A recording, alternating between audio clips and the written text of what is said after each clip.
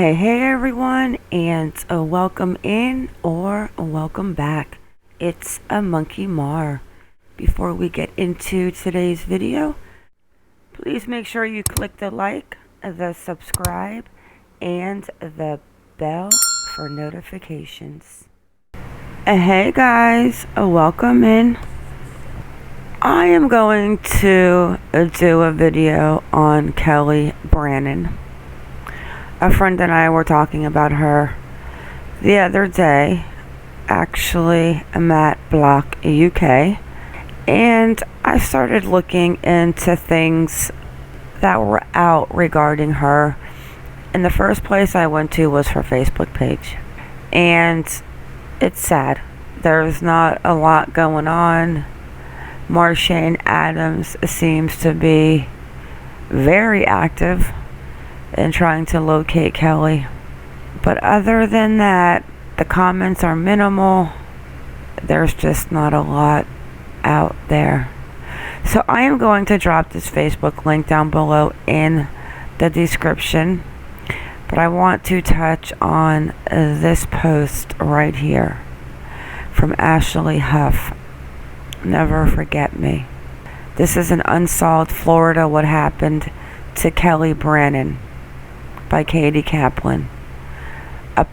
Dated May 23rd, 2021. Live Oak, Florida. It's a story WCTV first brought viewers 6 days after Kelley went missing. 37-year-old Kelley Brannon seemingly vanished into the night after an argument with her boyfriend at a Live Oak motel on July 15th, 2020. Police said witnesses saw her walking along the highway away from the motel toward downtown with her guitar. Around the same time she left her boyfriend a message stating she was getting into a car that was 10 months ago. Detectives said she has not been heard from since.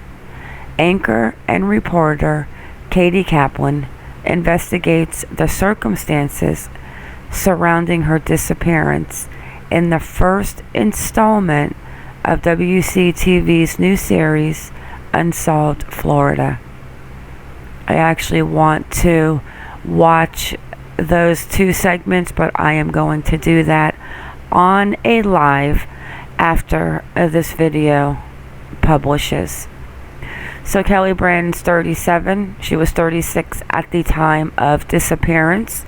She's white female, brown eyes, black hair with gray streaks. She is 5'4" and 130 pounds.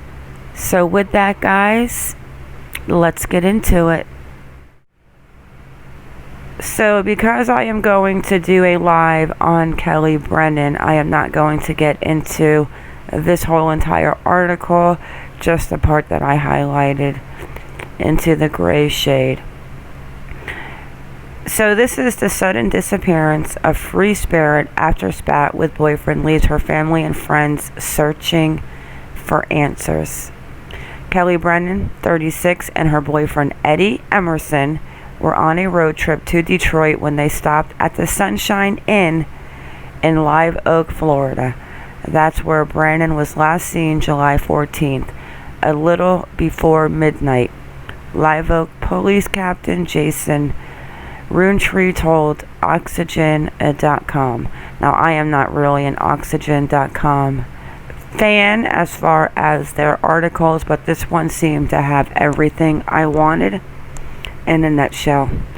The couple had gotten into a heated argument at the motel. Emerson told NBC Dateline that he last saw Brannon drinking and crying outside of their room. He said he took her car keys away from her and went back into their motel room before exchanging angry texts with Brannon. In the midst of their fight, he said he fell asleep. So they were exchanging angry texts. In a voicemail Emerson provided to Oxygen, Brannon tells him that she booked her own room in the motel and that she'd reported her car stolen by him. An official report was not filed. "You are not a partner," she tells him in a voicemail. "You turned on me in a split second. Blank, I'm sick of your abuse."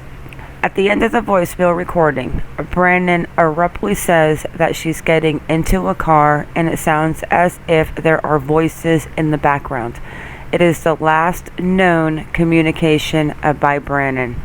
Emerson reported Brannon missing the next day.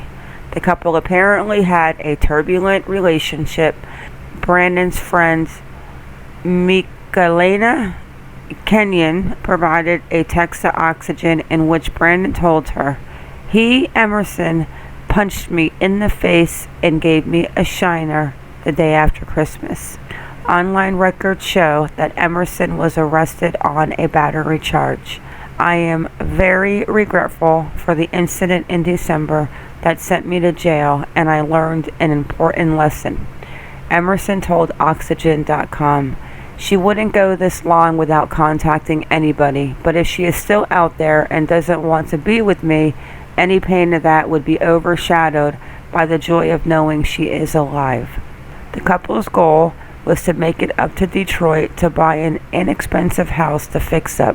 They were just a few days into the trip when Brannon vanished. Cheryl Speak, Brannon's longtime friend, told Oxygen that she fears the pair were in a toxic relationship.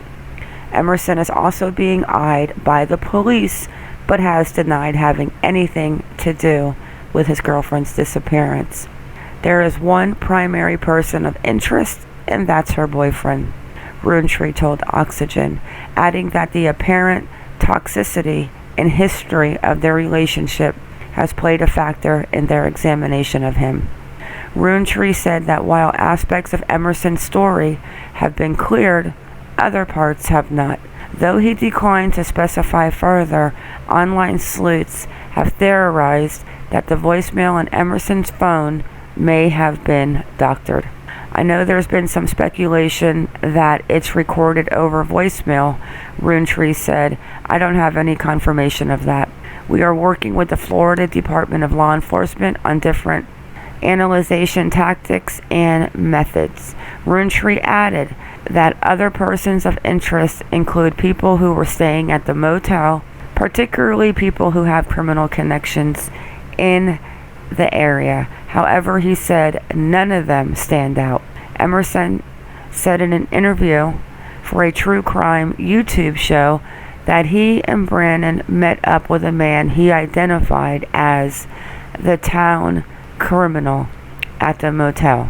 He said the man was around at the time Brannon vanished, and later added that he heard this man was pestering Brannon during their fight to go into his room. Emerson claimed that this man later stole guitars from his room and said he believes that this man has information about Brannon's disappearance. So this is the one part that it makes me go, a red flag is blowing in the air. Something is not right. So Roontree is the lead investigator. This is actually out of part 2 of what I want to play during the live. So Rountree is the lead investigator on the case and says several people at the motel reported seeing Brannon around that time walking away from it along the highway toward downtown with her guitar slung over her shoulder. This part. Her purse, ID, and credit cards were left behind. Roontree said that there are unverified reports that her cell phone last synced with Google about an hour after that voicemail was left in the area of Dowling Avenue, less than a mile away from the Sunshine Inn, but there's been no activity since. The couple has a rocky past with domestic violence issues in Gainesville, which is documented by court records, police reports, and 911 calls. So, Red flag number 1. She left her purse, her ID, and her credit cards. So how did she go and rent her own room if this was in the room she shared with Emerson? And then we get into the cell phone. The cell phone was last synced with Google about an hour after that voicemail was left in the area of Dowling Avenue. We all know, women, or men probably know too, that if you're in a relationship, not all of us have had a rocky relationship or a fight in your relationship, but from what I've seen and the kids, and if you're having a fight with someone and you're out in the streets out of the hotel room, you know that she would probably have been blowing up his phone. And why he just wanted to go to sleep with his girlfriend out on a street where she's not from, with no ID, no credit cards. Something about that right there does not sit well with me at all. It's just a little strange, in my opinion. What do you guys think? A woman having an argument with her boyfriend is going to leave in a city she does not have family in, she does not live in, only with her guitar. But now, what I read earlier is the man that supposedly was eyeballing Kelley broke into the room and stole guitars. Let's go chirp into a little part of this Emerson and see what he's about. Wrap it up. We put him in the back of his truck because we couldn't fit him in her car. We go to the Sunshine Inn on July 14th around 6 p.m. And I paid for the room, and we took the chickens out of the truck. We were kind of trying to hide the chickens because we already were trying to get my dog into the room. We had to convince them to let us put our dog into the room. So we were kind of trying to hide the chickens from the owners. We didn't want them to see them. But we got a room right at the top, the second floor, right next to the stairs, which is good. And Kelley insisted to bring the chickens into the room. She wanted to bring our dog kennel full of 8 chickens into the room. And I thought that was a bad idea. I said, let's just leave them out here because there's grass out here. Okay. So in the beginning it was 6 chickens, and now Eddie says that there are 8 chickens. I'm sure it has nothing to do with anything, but it's just the fact that, are there 6 chickens? Are there 8 chickens? I couldn't even imagine 6 chickens, unless they're baby chicks, fitting into a dog carrier, unless it's a dog carrier for a very large dog. And but she insisted, so we both carried the chickens upstairs. We're both frustrated because it's hot. You know, it was the wrong transmission, so we're frustrated. We got them upstairs. We brought them into the room. I yelled at her. I said, this is ridiculous that we're bringing the chickens into this room right now. And I threw my hat on the ground. I was very angry, and I yelled at her. I said, I'm tired of your stupid shit. You know, I was very mean. She got in her car, and she drove into town, and I just brought the chickens over to the corner and laid in bed. She's texting me a lot of stuff. This is what an asshole I am for doing that and everything. And I said, sorry, can you bring some pizza back? Can you bring the phone charger? All the text messages are public now because I sent them to somebody and they publicized them, unfortunately, because they're kind of embarrassing for Kelley. And we will be locating these text messages in the live. Just saying. Embarrassing for Kelley because they're very angry text messages, and she was, getting drunker and drunker as the night went on. She ended up bringing pizza back. When she got to the room, she had pizza and a bottle of wine. She said, "Do a dance for me, if you want some pizza." And I said, "I'm not doing a dance." And because she's funny, she's got a hell of a personality. She's like, "Do a dance for me." I'm not doing it. So she put the pizza and the wine on the counter. And maybe she was trying to lighten the mood a little because you had just fought, kind of thing. Yes. And I should have done that, and I didn't. So I'm not doing a dance for you. I laid on my bed. There were 2 beds. She laid on the other bed.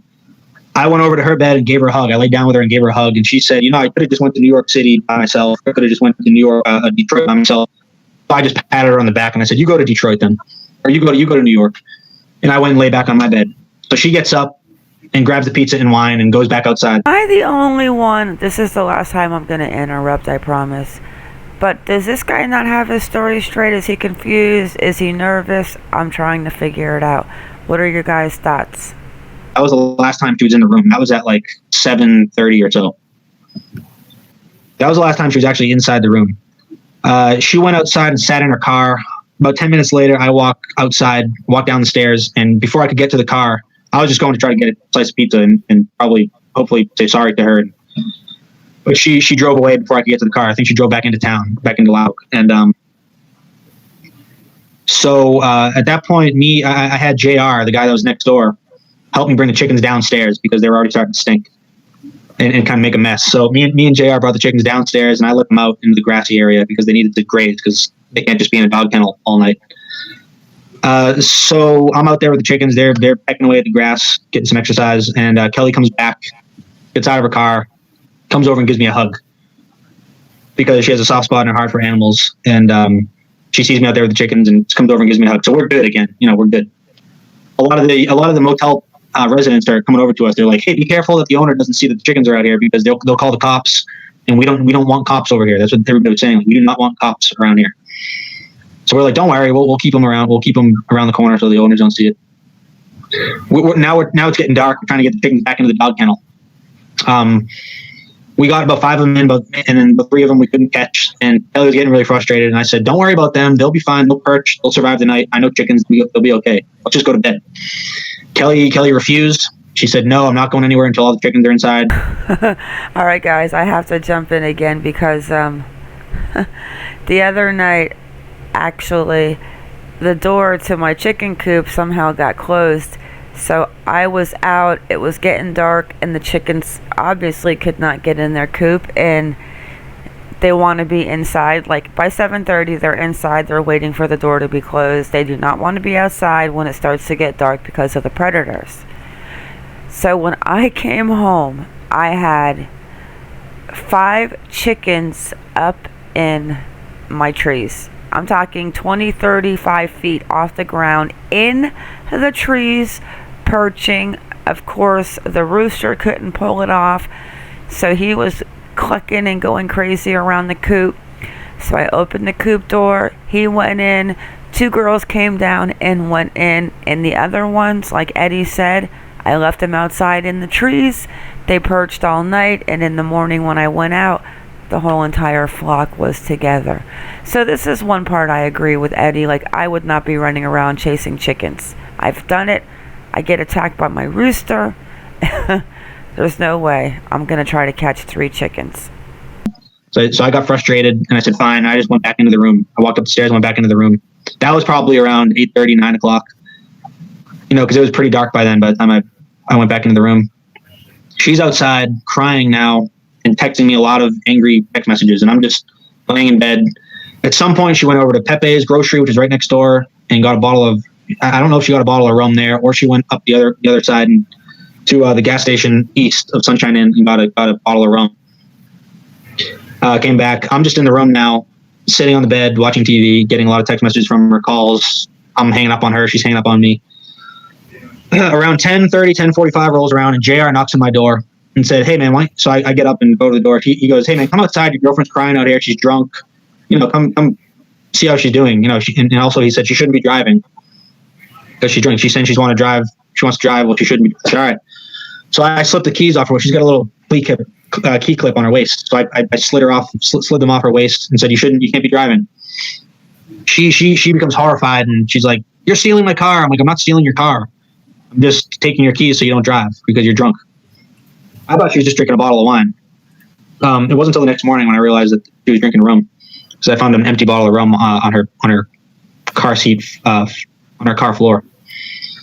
So I went outside. She was a mess. She was crying. She was very drunk, and she was very upset. And I just took her keys and I just said, "You can't be driving." And I just went back inside. That was the last time I saw her. That was around 4:45 p.m. What time you broke up? Did you say 9:45? 10:45. Oh, 10:45. Okay, sorry, a little bit into. That's the last time I saw her. I just went back in the room because I was getting a lot of angry text messages from her. She wasn't really my favorite person at that point either.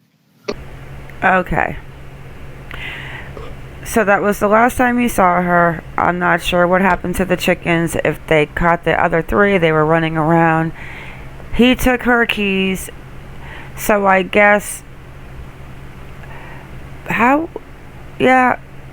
So when did she go into the room and leave her ID there? I guess let's go ahead and bypass this part. So that was the last time he saw Kelley. So we're going to pop over real quick. I have a video of the last known sighting of Kelley walking away from the hotel, but this video is getting long. Like, I am definitely going to have to crap out this interview. Alright guys, drop them comments, drop them opinions, and with that, it is a wrap. I want to thank you all for coming in. Thank you for watching. Please like or dislike whichever you prefer, and subscribe. Everyone have a good day or a good night wherever you are in the world, and stay vigilant. I am out.